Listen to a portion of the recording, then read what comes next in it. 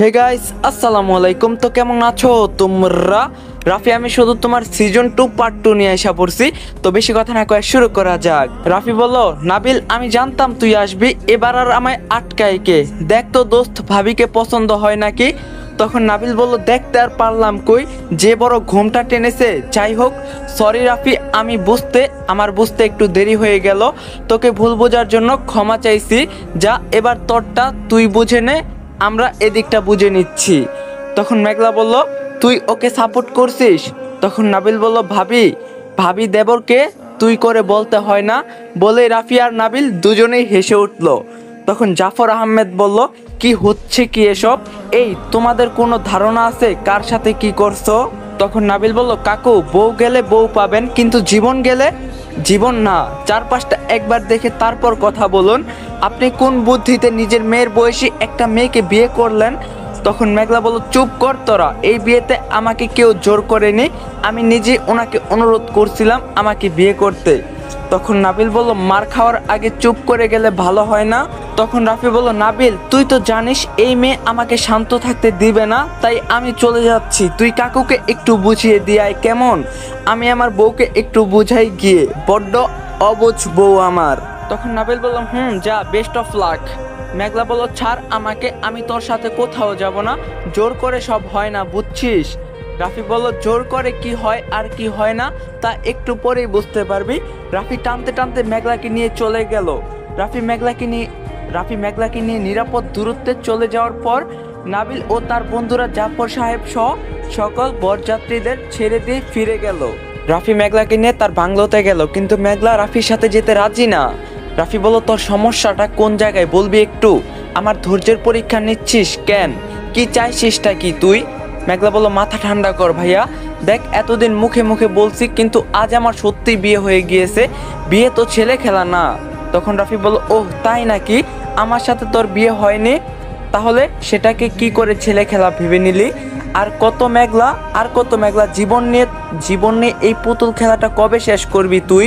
আজ পানিতে ঝাঁপ, কাল হাত কাটা, পরশু বিয়ে করা, তরশু অন্য একজনের সাথে বেড শেয়ার করা, তারপর আবার অন্য আরেকজনকে বিয়ে। আর কত খেলা খেলবি তুই? তোর জীবন কাহিনীর কাছে তো উপন্যাসও ফেল। তোর মতো মেয়ে আর নেই। নেহা মিলি তোর মতোই, কই ওদের নিয়ে তো এত এত ঝামেলা হয় না, তো কি নিয়ে কেন হয় বলতে পারিস? মেঘলা বলল, তুই আমাকে খারাপ বলছিস? তখন রাফি বলল, নিজের জায়গায় দাঁড়িয়ে কখনো অন্যজনের সমস্যা বোঝা যায় না, তাই নিজের জায়গায় না, আমার জায়গায় নিজেকে দাঁড় করিয়ে একটাবার চিন্তা করতো। মেঘলা, যাকে নিয়ে জীবনের চেয়ে বেশি ভালোবাসি, সে যদি অন্য একজনের সাথে বিছানায় থাকতো তুই কেমন রিয়েক্ট করতি? সেই মুহূর্তে ইচ্ছা হয়েছিল তোকে খুন করে নিজেও মারা যাই, তবুও আমি নিজেকে কন্ট্রোল করছিলাম। কেন জানিস? শুধুমাত্র তোকে ভালোবাসি বলে। গাইস, এই ভিডিওটি স্পন্সর করছে 1x। তোমরা তো 1x এর নাম শুনছোই। 1x হলো নাম্বার 1 ট্রাস্টেড সাইট। তোমার যদি ক্রিকেটে জ্ঞান থাকে তাহলে তুমি ক্রিকেট থেকে ভালো টাকা আর্ন করতে পারবা। তোমার যদি ফুটবলে ভালো জ্ঞান থাকে তোমরা ফুটবল থেকে ভালো টাকা আর্ন করতে পারবা। এছাড়াও সেখানে অনেক প্রকার গেম আছে যেটা খেলে তোমরা টাকা আর্ন করতে পারবা। এবং আমার প্রোমো কোড ইউজ করে ফার্স্ট ডিপোজিটে 200% বোনাস পেয়ে যাবা। সাথে আছে আইফোন 14 প্রো ম্যাক্স জেতার সুযোগ। সো লিংক থাকবে পিন কমেন্টে। তখন মেঘলা বলল, ভালোবাসিস? তাহলে কেন ওই বাসায় রেখে এসেছিলি?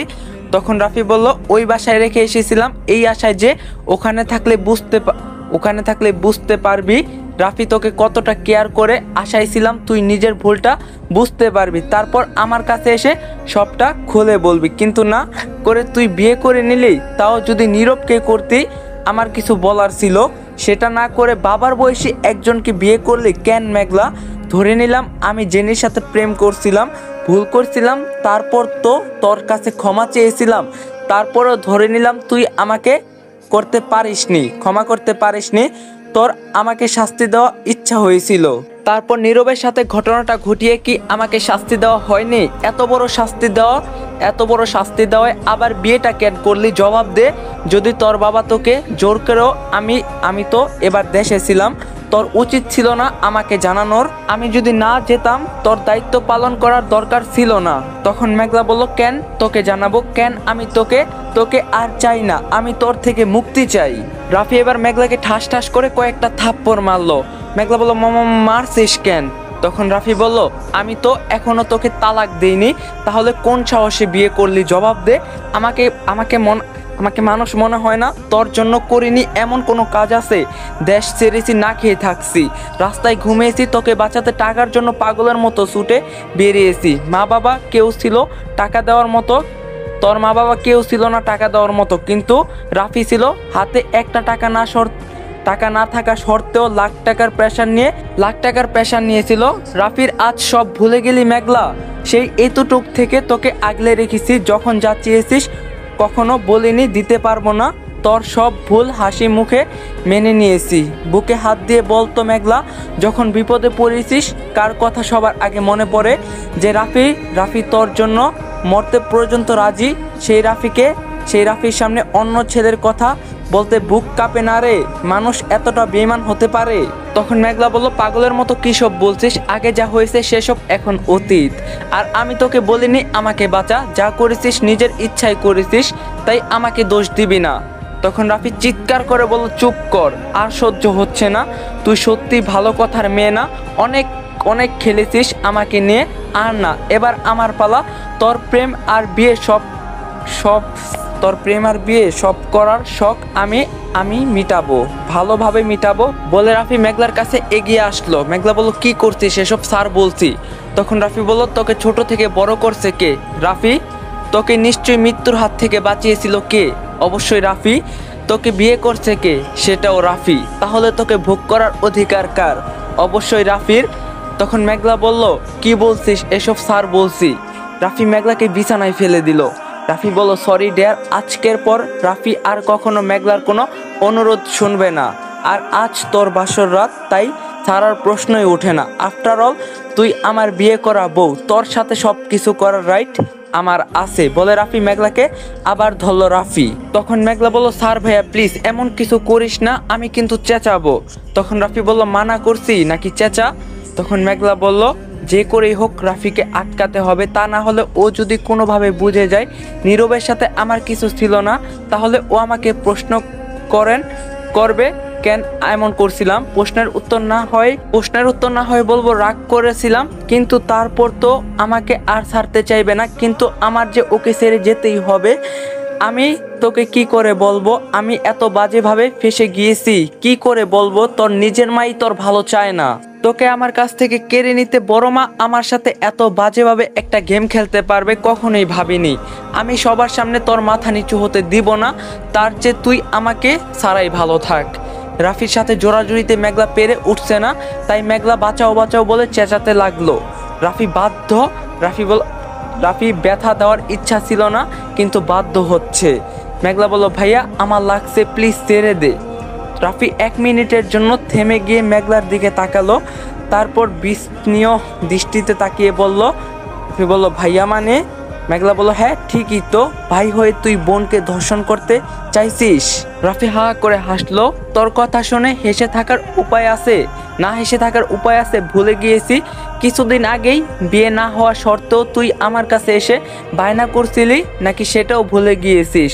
তখন মেঘলা বলল, না মনে নেই, আমার কিছু মনে নেই, আমি তোর কাছ থেকে পালাতে চাই, আর কিছু জানি না। তখন রাফি বলল, আমার তো এখন সন্দেহ হচ্ছে তুই আদৌ সুস্থ আছিস কি না।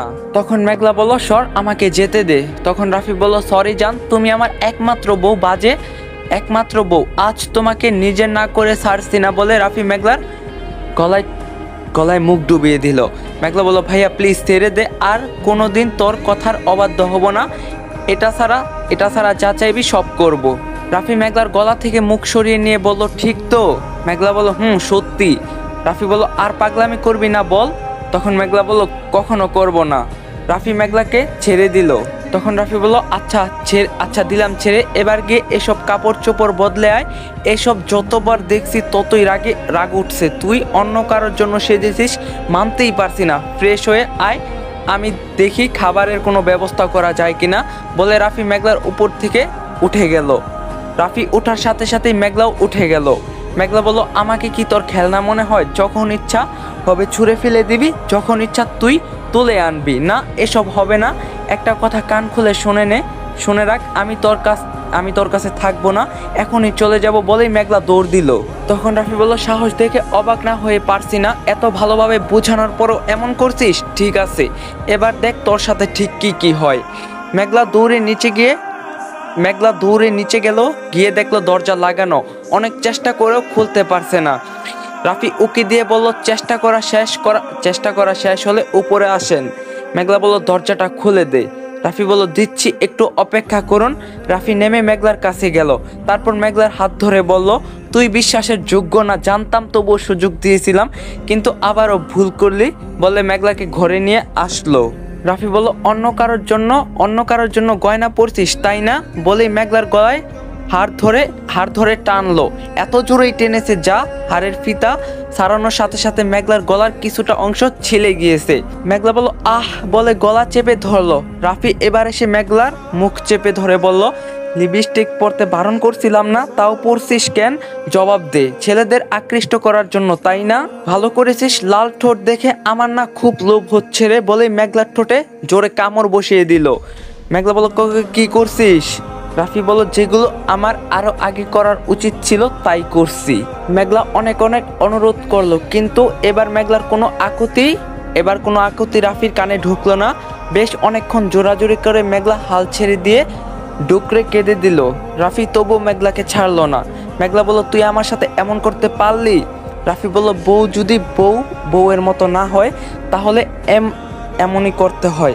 আমি এভাবে তোকে আপন করতে চাইনি, আমাকে হিংস্র হতে তুই বাধ্য করেছিস। মেঘলা বলল, দেখ কি অবস্থা করছিস। রাফি তাকিয়ে দেখলো সত্যি জোরাজুরিতে মেঘলার হাত কয়েক ছিলে গিয়েছে, কাপড়ও ছিঁড়ে গিয়েছে। রাফি মনে মনে বলল, সরি রে, তোকে কষ্ট দিতে আমি চাইনি, কত স্বপ্ন ছিল এই রাতটা নিয়ে, তুই সব নষ্ট করে দিলি। তারপর রাফি বলতে শুরু করলো, দেখলাম তো কি এমন হয়েছে, একটু ছিলে গিয়েছে, এসব কোনো ব্যাপার না, 2-1 দিন পরেই ঠিক হয়ে যাবে। তুই তো বাচ্চা না যে এইটুক সহ্য করতে পারবি না, তাছাড়াও এটা আমার না তোরই দোষ, তুই বাধা না দিলে ব্যথা পেতি না, তাই ন্যাকামি বাদ দিয়ে যা ফ্রেশ হয়ে আয়। মেঘলা এক মনে কেঁদে চলছে। তখন রাফি মনে মনে বলল, আজ থেকে তুই শুধু আমার মেঘলা, তুই চাইলো আমায় আর ছেড়ে যেতে পারবি না। রাফি এবার বলতে শুরু করলো, কিরে বসে আছিস কেন, যা সাজুগুজু মুছে আয়। মেঘলা যাচ্ছে না দেখে রাফি নিজেই মেঘলাকে টেনে তুললো। মেঘলার শরীর চলছে না, যদিও মেঘলার বাবা জোর করেনি, কিন্তু বিয়েটা সে ইচ্ছা করে করতে চায়নি, কোনো একটা কারণে বাধ্য হয়ে করছিল। তাই নিজের উপর রাগ করে সে সারাদিন ধরে কিছু খায়নি। তার উপর রাফির সাথে জোরাজুরি করে ক্লান্ত হয়ে পড়ছে। মেঘলা কোনো রকম উঠে দাঁড়ালো।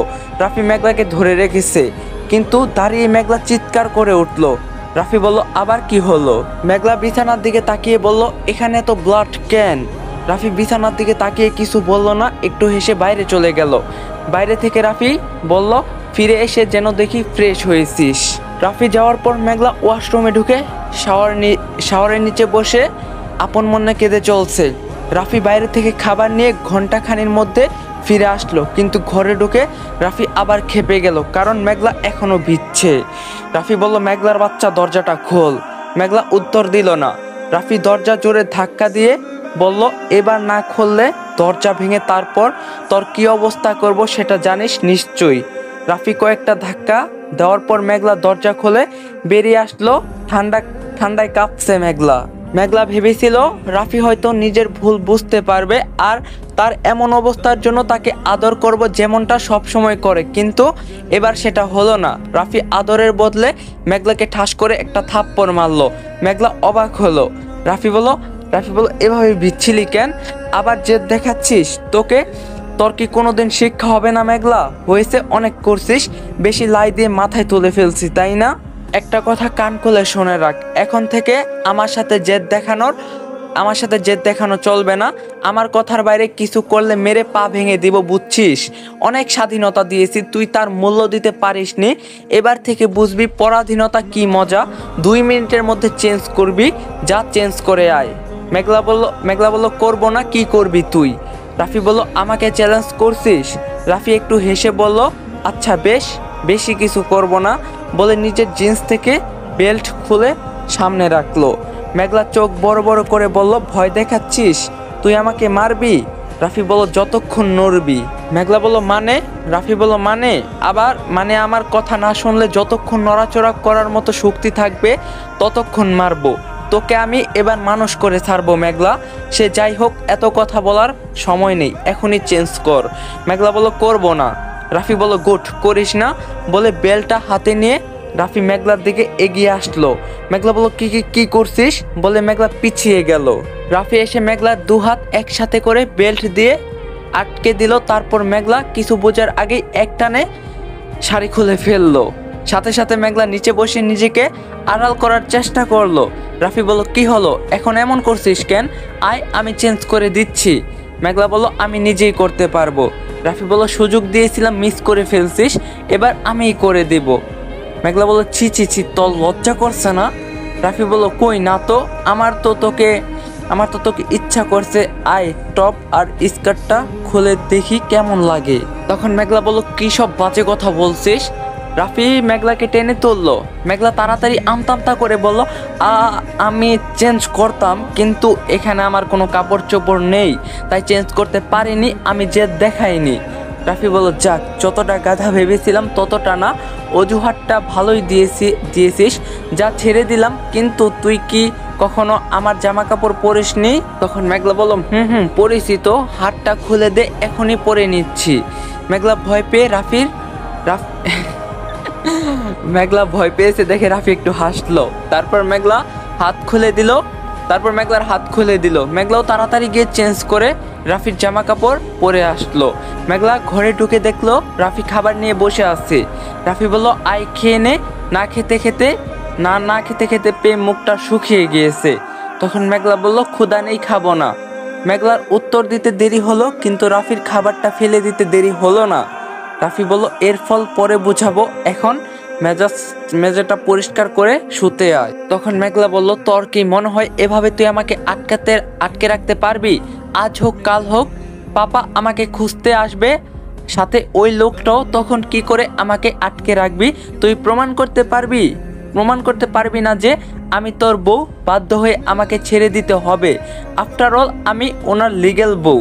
তখন রাফি বলল মুখে খুই ফুটছে তাই না? আমি কি করব না তার চিন্তা তোর করতে হবে না, শুবি আয়। মেঘলা খুব ক্লান্ত লাগছিল, তাই কথা না বাড়িয়ে গিয়ে বিছানায় এক কোণায় শুয়ে পড়লো। তখন রাফি বলল বিছানায় শোয়ার কি দরকার ছিল, নিচে শুলেই তো পারতি। মেঘলা কিছু বলল না। রাফি বলল কথা কানে যায়নি, এদিকে আয়।